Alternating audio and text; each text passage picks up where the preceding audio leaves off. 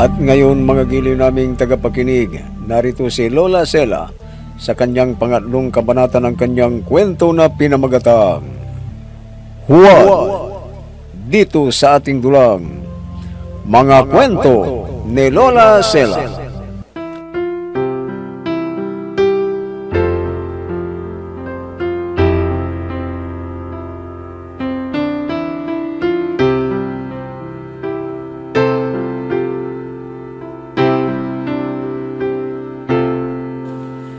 Nakasakay na sa tren si Raul nang dumating si Monica para kausapin sana. Paalis na ang tren. Tumalon ang binata mula sa tren. Sa pagkakataong yun, ay parating na rin ang mga tauhan ng pinuno at huhulihin nila si Monica para ialay sa tinatawag nilang ama ng sanlibutan. Pero tumakbo ang dalaga at hindi na sila nakapag-usap ni Raul. Hinanap ni Raul si Monica sa lugar na yun, pero hindi niya nakita. At nang makaramdam ng gutom, naghanap siya ng tindahan. At doon niya nakilala si Marie, na kamukhang-kamukha ni Monica. Kaya naghanap siya ng trabaho malapit sa lugar na yun, at naging matalik silang magkaibigan. Samantala, hindi tumitigil ang mga tauhan ng pinuno na hanapin si Monica. Isang araw, may narinig silang parang sumasabog na bulkan.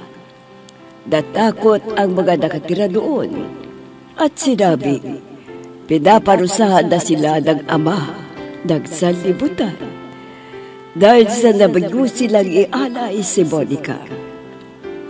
Minsan, hinabol na naman nila si Monica at tamang-tama na nandoon sila ni Susan at Sari, kaya itinago siya. Subalit, hindi tumigil ang mga tauhan ng pinuno na hanapin siya. Kaya nagdesisyon na ang dalaga na magpapakita na siya at iaalay na ang sarili sa tinatawag nilang ama ng sanlibutan.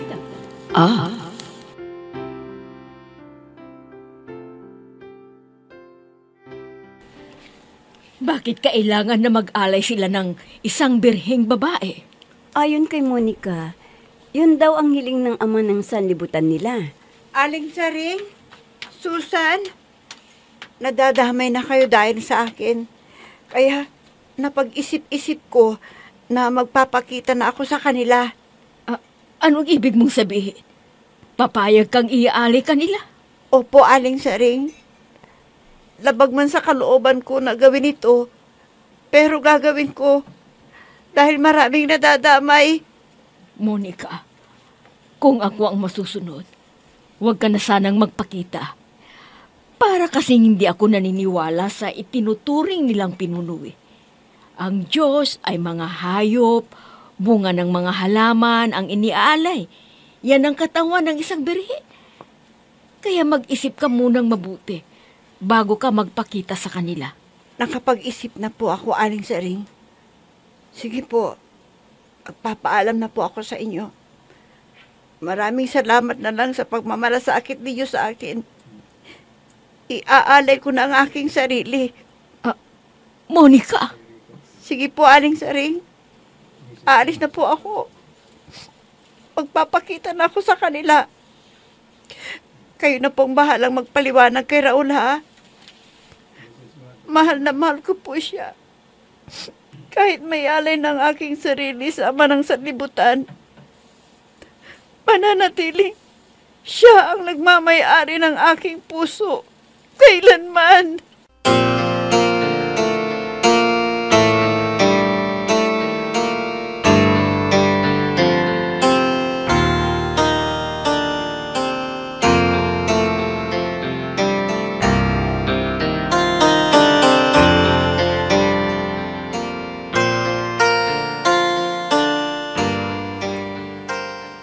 Bakit hanggang ngayon hindi nyo pa nahanap ang babaeng yun?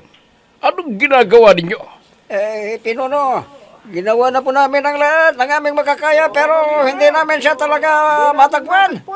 Kung makita man namin nakakatakas naman siya kagad. Ang sabihin nyo, mga tanga kayo. Oo, Kung ganyan kayo, magagalit ang ama. Ang sabi sa akin, magagatikim na naman kayo ng kakaibang kalamidad mamayang hapon. bueno. Kaya pilitin ninyong hanapin. Oo pa, Pinuno. Magpapahinga lang po kami sandali at hanapin na namin uli siya. Anong magpapahingang sinasabi ninyo? Ha? Kumilos na kayo kaagad. Dahil habang nagpapahinga kayo, lalong lumalabo na mahanap niyo pa siya. Kaya sige na, kumilos na kayo. Bilisan ninyo. Hindi magugunaw na ang mundo. Gusto niyo bang mangyari yun? Hindi po, Pinuno, hindi po. Kung ganon, gawin ninyong lahat ang inyong makakaya para mahanap na ninyo kaagad. Opo, Pinuno, tayo na mga kasama.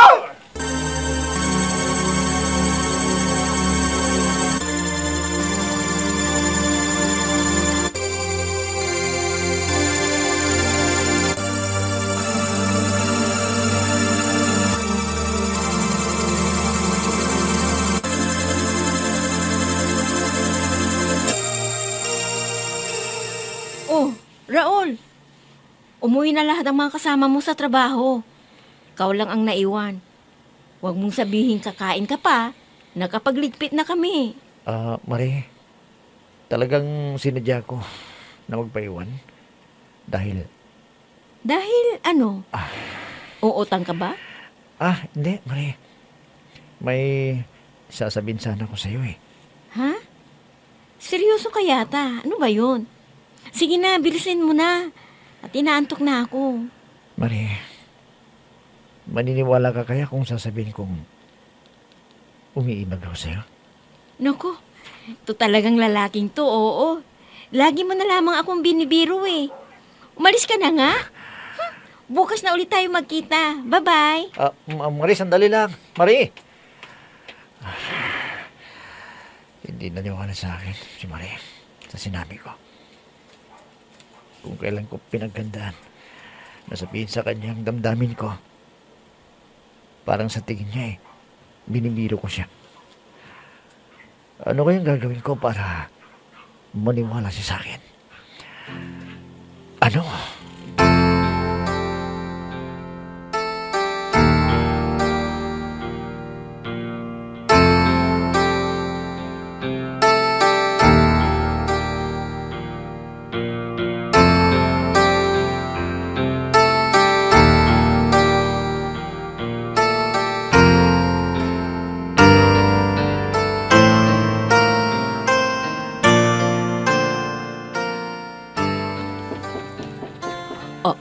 May kumakato. Baka ang Pinuno ito. Tatanungin kung dumating si Monica. Sandali lang. Nandiyan na. Inay! Monica, anak. Salamat at dumating ka na. Nagagama kaming lahat dito. Makaparusahan na naman kami. Tulad ng isang araw. Yung madig ang lupa. At parang may sasabog na bulkan. Nanalagin ang Pinuno. At tumigil ang pagyanig. Kaya anak, pumayag ka nang maging alay sa ama ng sanlibutan. Opo, Inay. Kaya ako bumalik para pumayag na sa gusto ng ama ng sanlibutan. Matutuwa ang ating kababayan dito. Dahil bumalik ka na at pumayag na. Sige, pumunta tayo kaagad sa templo. At ipapasakamay kita kay Pinuno.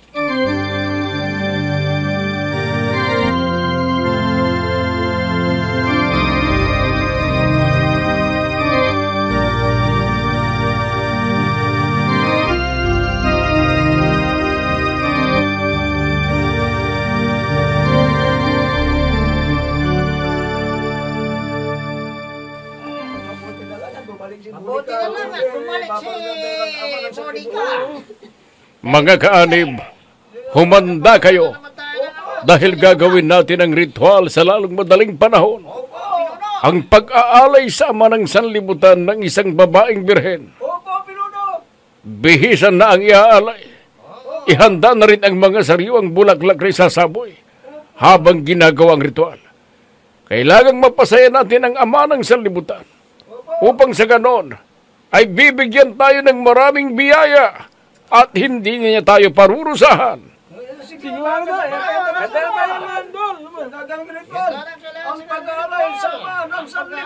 Sige na, bihisan na ang iaalay. Dahil pagdating ng hating gabi, isasagawa ang ritual at magaganap ang pag-aalay ng isang babaeng birhen.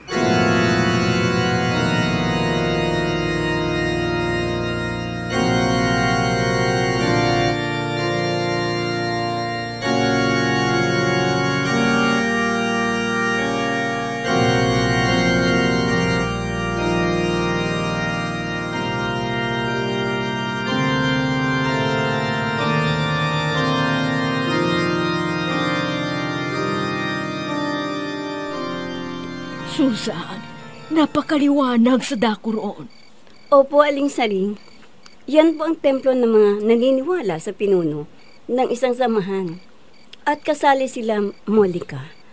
Palagay ko, iaala na siya sa gawing ito. Ilang sandali lang ay mababasag na ang pagkabirhen ni Monica. Kung nandito si Raul, baka pipigilan niya ang ritual na yan. At kung pigilan niya, baka mapatay siya ng mga tauhan ng kanilang pinuno.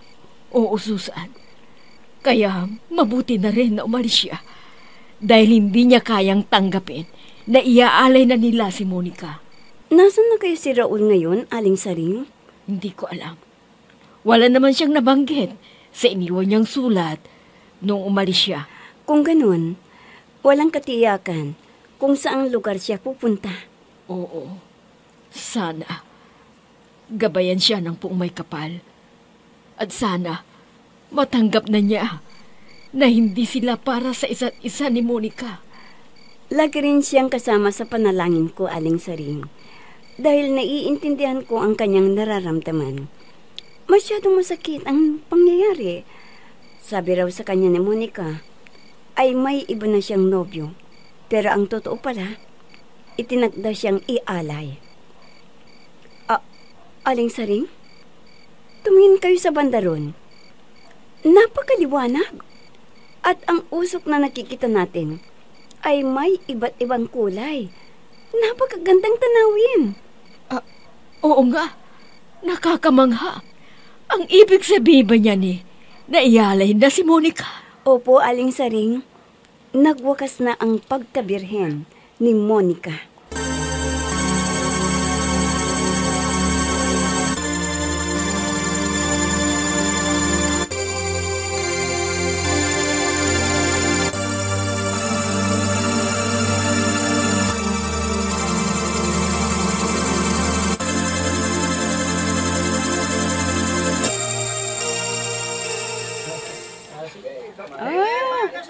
Sige mga kasama, magbunyi tayo sa gabing ito dahil mapapasaya natin ang ama ng sanlibutan at masaya siya.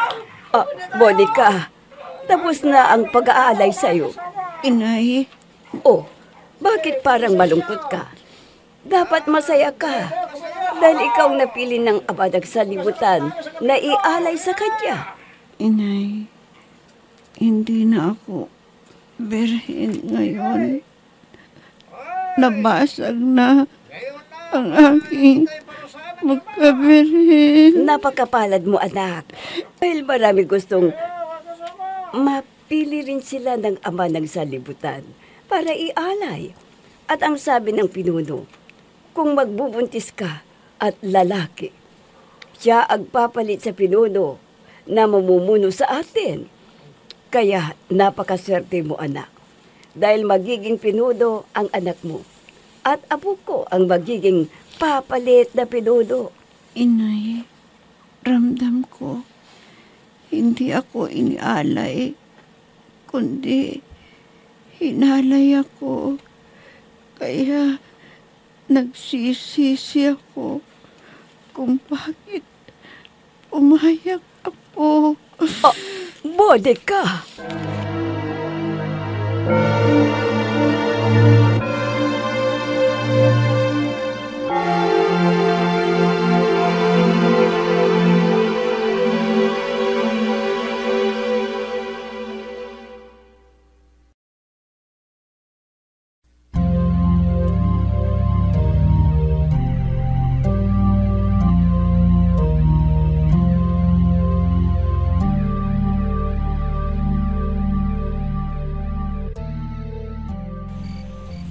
Marie, siguro naman naniniwala ka na seryoso ako sa sasabihin ko sa'yo ngayon.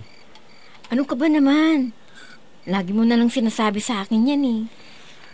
Marie, magagalit ka ba sa akin kung sasabihin kong mahal kita? Teka, seryoso na ba yung sinasabi mo? Oo naman, Marie. Seryoso na ako. Hindi ako nagbibiro. Raul, kung maari sana ayaw kitang patulan dahil palagay ko hindi ako karapat dapat sa'yo. Bakit mo naman nasabi yan? Raul, may karanasan na ako. Niloko ako ng una kong kasintahan. Masyado akong nasaktan. Kaya sinabi ko sa sarili ko na hindi na ako muling iibig pa. At dumating pa sa puntong galit ako sa mga lalaki. Alam mo, naging kumalma lang ang galit ko sa mga lalaki nang makilala kita. Dahil palabiro ka. Akala ko nga biro na lahat ang sinasabi mo Yung pala, nagseryoso ka na? Pero huwag kang mag-alala. Hindi naman ako galit sa'yo Salamat naman kung gano'n, Marie. At binigyan pa ako ng pag-asa. Raul, yaman din lamang na nagtapat ka sa akin. Kailangan na malaman mo kaagad ang pagkatao ko. Alam mo, nakuha ng una kong kasintahan ang aking pagkababae. Hindi na ako birhen, Raul. Hindi yan ang mahalaga sa akin, Marie. Kundi, kung tatanggapin mo ang inaalok kong pag-ibig sa'yo. Hayaan mo at pag-isipan ko. At umasa ka, hindi ako tatanggap ng ibang maniligaw liban sa'yo. Maraming salamat sa'yo, Marie. Sana, sa pamamagitan mo lubusan ng makalimutan ko ang una kong pag-ibig na labis kong ikinalungkot. Gusto ko na rin lumigaya ang buhay ko. At sana, ikaw na ang babaeng itinadhana para sa akin.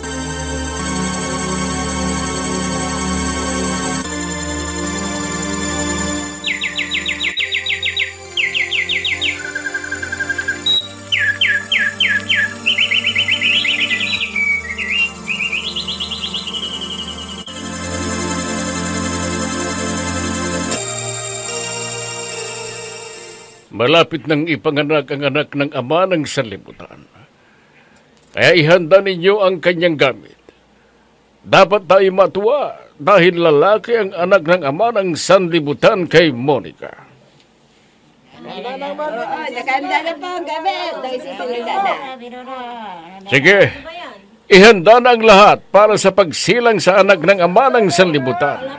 At magbubunyi na naman tayo. Napakaswerte mo, anak. Dahil ikaw ang magiging ina ng susunod na pinuno. Kung masaya kayo, ako hindi ina. Anak, huwag ka namang magsalita ng ganyan. Igalang natin ang ama ng sanlibutan. Anak niya yung nasa sinapupunan mo. Bukod kang pinagpala sa lahat ng kababaihan, anak. Inay, hindi anak ng ama ng sinasabi nilang ama ng sanlibutan ito, kundi anak ng demonyo. Naku, anak, huwag kang magsalita ng ganyan. Baka marinig ng ama ng sanlibutan. Hindi ako naniniwalang anak ito ng ama ng sanlibutan, inay. Anak ito ng demonyong pinuno. Monica!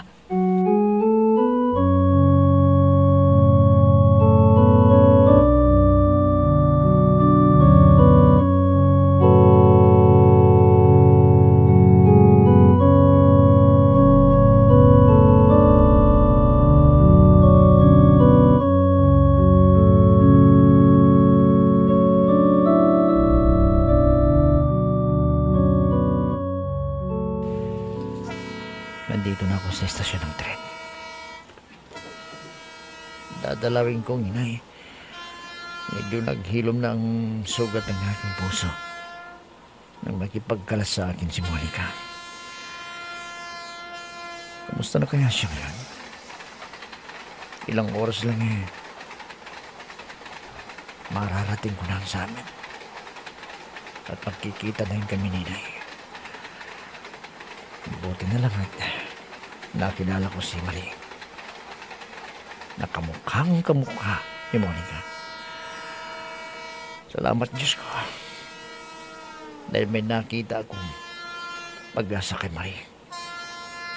Siya ang naging instrumento para madali akong makalimot sa nakarang ko sa pag-ibig. Sige, kung may gustong pumunta sa palikuran, talinin nyo lang. Dahil ilang minuto lang alis na tayo. Sige, magsiya tayo mga dapat magsiya. Diretso na tayo ngayon sa biyahe. Ilang minuto lang alis na kami. Gustong gusto ko nang makita ang inay.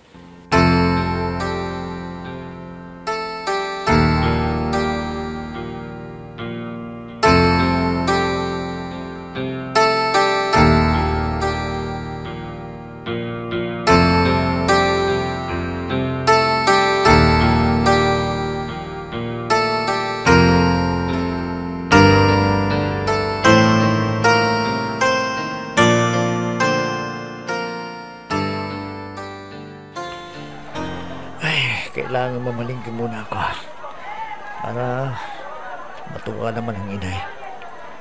Bibili ako ng mga paborito niyang ulamin. Hanapin ko yung dating suki ko. Ha? Raul, ikaw na ba yan? Ha? Susan? Oh, ikaw pala. Ano, kumusta na? Anong balita? Raul, kasama ko si Monica. Ha? Sinamahan ko siyang namalengke. Nasaan siya? Nasaan si Monica? Raul! Raul! Raul! Monica! Raul! Monica! Monica!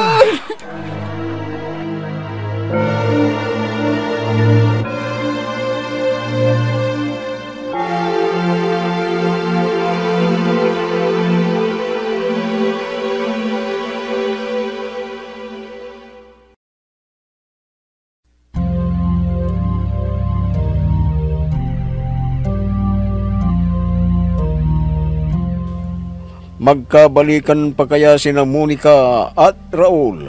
Magiling naming tagapakinig.